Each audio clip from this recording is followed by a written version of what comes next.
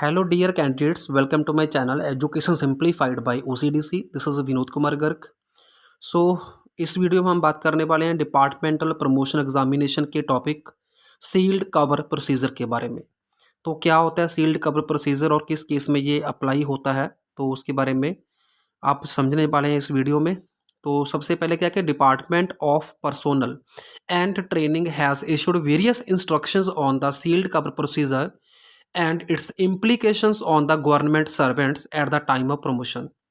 कि जो government employees होते हैं जब उनकी प्रमोशन होनी होती है तो प्रमोशन के लिए जो ज़रूरी हदायतें होती हैं, इंस्ट्रक्शंस होती हैं डिपार्टमेंटल ऑफ पर्सोनल और ट्रेनिंग के तहत, तो उन इंस्ट्रक्शंस को एक सील्ड कवर प्रोसीजर के रूप में जो है अप्लाई किया जाता है प्रमोशन के दौरान गवर्नमेंट सर्वेंट्स के ऊपर. The procedure to be followed मतलब प्रमोशन के दौरान कौन सी प्रोसीजर को किस तरीके से फॉलो करना है किस अथॉरिटी के द्वारा, तो वो सब इसमें समराइज की होती हैं सील्ड कवर में. ओके, तो government servant to whom sealed cover procedure is applicable, वो मैं आपको अभी बताने वाला हूँ कि किस सर्वेंट्स के ऊपर ये जो प्रोसीजर है एप्लीकेबल होती है. तो सबसे पहले गवर्नमेंट सर्वेंट अंडर सस्पेंशन, जो अंडर सस्पेंशन होता है गवर्नमेंट सर्वेंट, तो उसके ऊपर ये सील्ड कवर प्रोसीजर अप्लाई होती है. दूसरा होता है government servant in respect of whom a charge sheet has been issued, जिसके खिलाफ कोई चार्ज शीट दायर हो चुकी हो. ओके, तो जा किसी के अगेंस्ट कोई डिसिप्लिनरी प्रोसीडिंग चल रही हो, पेंडिंग हो वो, ठीक है, तो उस केस में उस एम्प्लॉय के ऊपर सील्ड कवर प्रोसीजर अप्लाई होती है. थर्ड केस आता है government servant in the respect of home prosecution for a criminal charge is pending. अगर किसी के ऊपर कोई क्रिमिनल चार्ज पेंडिंग है तो उस केस में भी जो सील्ड कवर प्रोसीजर है वो अप्लाई होती है. तो ये तीन केस है गवर्नमेंट सर्वेंट के जिनके ऊपर सील्ड कवर प्रोसीजर अप्लाई होता है. Okay, for the purpose of pendency of the prosecution for a criminal charge, the definition of the pendency of the judicial proceeding, जो पेंडेंसी है उसकी डेफिनेशन जो है वो रूल 9 सब रूल 6B1 में दी गई है पेंशन रूल के तहत 1972 में. ओके, सो हम नेक्स्ट बात करते हैं a government servant who is recommended for the promotion by the departmental promotion committee. अगर डीपीसी ने किसी एम्प्लॉय को रिकमेंड कर दिया प्रमोशन के लिए, but in whose case any of the circumstances mentioned in para 2, जो मैंने अभी आपको तीन सर्कमस्टांस बताई हैं, अगर वो एम्प्लॉय इन तीनों में से किसी एक में भी फॉल करता है, ठीक है, तो उस केस में जो सील्ड कवर प्रोसीजर है वो अप्लाई किया जाएगा. The employee in these cases shall not be promoted until he is completely exonerated of the charges against him. मतलब जो तीनों केस मैंने आपको बताए हैं, तो अगर किसी गवर्नमेंट सर्वेंट जिसकी प्रमोशन पेंडिंग है डीपीसी के द्वारा, तो अगर उसके ऊपर लगे दोष जो होते हैं, जो भी उसके अगेंस्ट कोई चार्ज शीट होती है, जब तक वो उनसे फ्री नहीं हो जाता, जब तक उनसे मुक्त नहीं हो जाता, तब तक उसकी जो प्रमोशन है उस एम्प्लॉय की वो नहीं हो सकती.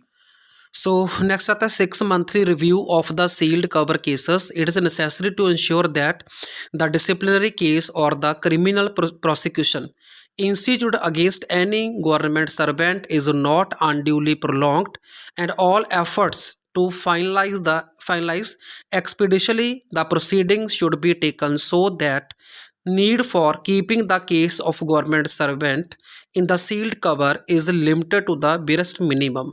तो इसका पूरा अर्थ ये होता है कि विदाउट एनी रीज़न जो सील्ड कवर का जो समय होता है, जो टाइम होता है, वो ज़्यादा लंबा नहीं ले जाना होता, वो मिनिमम ही रखना होता है. तो इसलिए हर 6 मंथ के बाद जो सील्ड कवर प्रोसीजर है उसको रिव्यू किया जाने का प्रावधान है.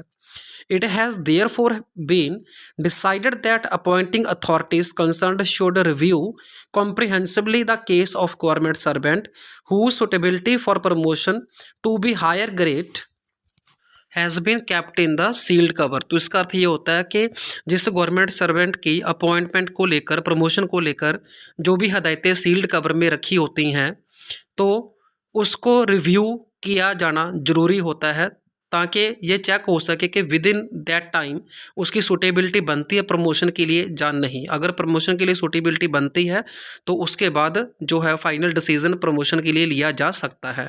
Such a review should be done subsequently also every 6 month, मतलब हर 6 मंथ के बाद रिव्यू करना होता है।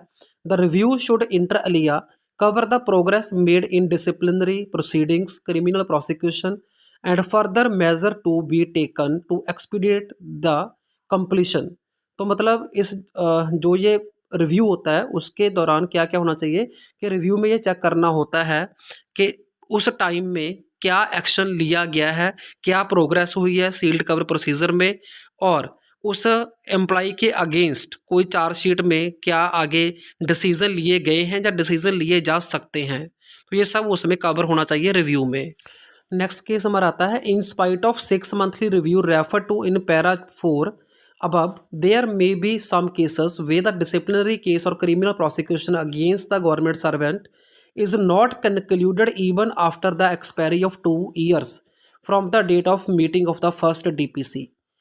मतलब डीपीसी यानी कि डिपार्टमेंटल प्रमोशन कमेटी की फर्स्ट मीटिंग के बाद अगर 2 साल तक किसी एम्प्लॉय के अगेंस्ट किसी भी तरह का कोई डिसिप्लिनरी एक्शन या क्रिमिनल प्रोसिक्यूशन में कोई प्रोग्रेस नहीं होती, ठीक है, मतलब रिव्यू भी नहीं हुआ और 2 साल तक कोई प्रोग्रेस भी नहीं हुई, तो उस केस में क्या होगा, in such situation the appointing authority may review the case of government servant provided he is not under suspension. तो जिस अथॉरिटी ने उस एम्प्लॉय को अपॉइंट किया था तो वही अथॉरिटी इस केस को रिव्यू कर सकती है, लेकिन वो जो गवर्नमेंट एम्प्लॉय है, जो सर्वेंट है, वो सस्पेंशन के अंडर नहीं होना चाहिए। तो इस केस में क्या होगा, जो सर्वेंट होगा गवर्नमेंट सर्वेंट, तो उसको एडहॉक प्रमोशन दी जा सकती है। एडहॉक प्रमोशन का मतलब होता है कि ये प्रमोशन जो है कि रेगुलर प्रमोशन नहीं मानी जाती जब तक जो भी एक्शन है वो क्लियर नहीं हो जाता। इसके बाद हमारा आता है action after completion of disciplinary case और क्रिमिनल प्रोसिक्यूशन। जब कोई भी डिसिप्लिनरी केस या क्रिमिनल प्रोसिक्यूशन कंप्लीट हो जाता है तो उसके बाद सील्ड कवर को ओपन करना होता है, तो उसके बाद का क्या प्रोसीजर है। On the conclusion of disciplinary case और criminal prosecution which result in the dropping of allegation against the government servant the sealed cover और the cover shall be open. मतलब जब ये कंप्लीट हो जाता है केस उसके बाद कवर को ओपन किया जाता है। In case the government servant is completely exonerated, the due date of his promotion will be determined with reference to the position assigned to him in finding kept in the sealed cover and with reference to the date of promotion of his next junior on the basis of such position।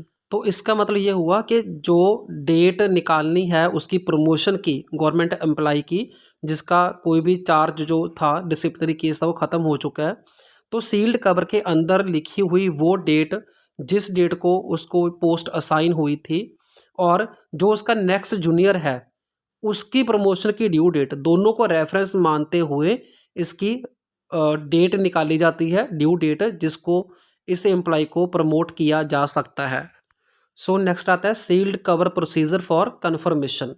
The procedure outlined in the proceeding paras should also be followed in the considering the claim for confirmation of officer under suspension. जो officer suspension के तहत होता है, मतलब उसको निलंबित किया गया होता है अपनी जॉब से, तो उसको कन्फर्म करने के लिए जो इंस्ट्रक्शंस होती हैं उसके ऊपर भी सील्ड कवर प्रोसीजर जो है वो अप्लाई होता है।